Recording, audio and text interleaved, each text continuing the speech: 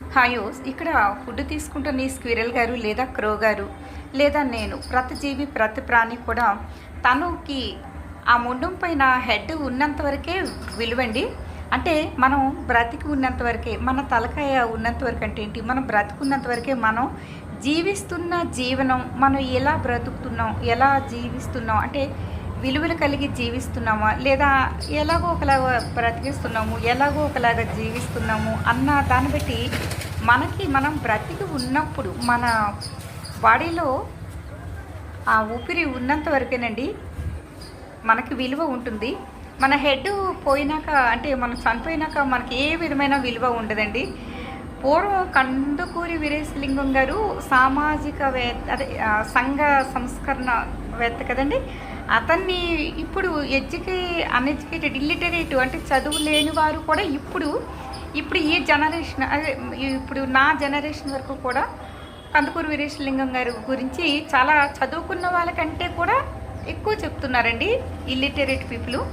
మరి ఇప్పుడు ఉన్న ఇప్పుడున్న సమాజంలో నీ పక్కన ఉన్న నైబర్స్ వాళ్ళ పేర్లు చెప్పడం లేదా, నీ పక్కింట్లో ఎంతమంది ఉంటున్నారు లేకపోతే ఎవరు ఏంటంటే నో నాకు అస్సలు తెలియదండి. నేననే కదా, అందరూ ఇటువంటి స్థితిలోనే ఉన్నారండి.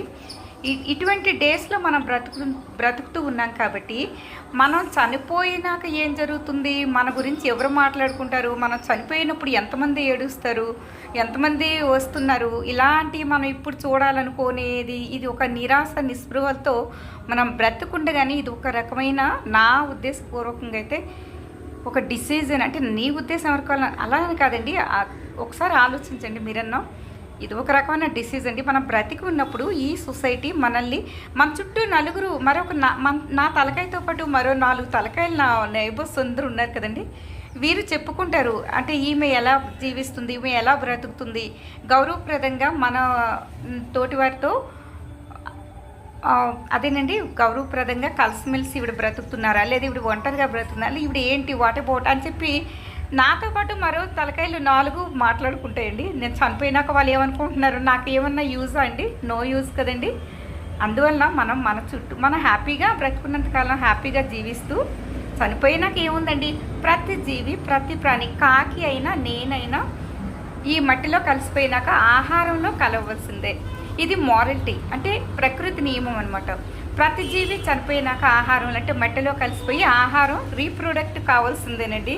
ఇంతకు మించి ఇంకేమీ లేదండి. మనం బ్రతుకున్నప్పుడు మన సరౌండింగ్స్లో ఉన్న ఈ జీవరాశిని, నోరులేని జీవరాశిని కూడా కాస్త చూస్తే వాటి బ్లెస్సింగ్స్ మనపై ఉంటాయండి. చూస్తారు కదండి. Thanks for watching.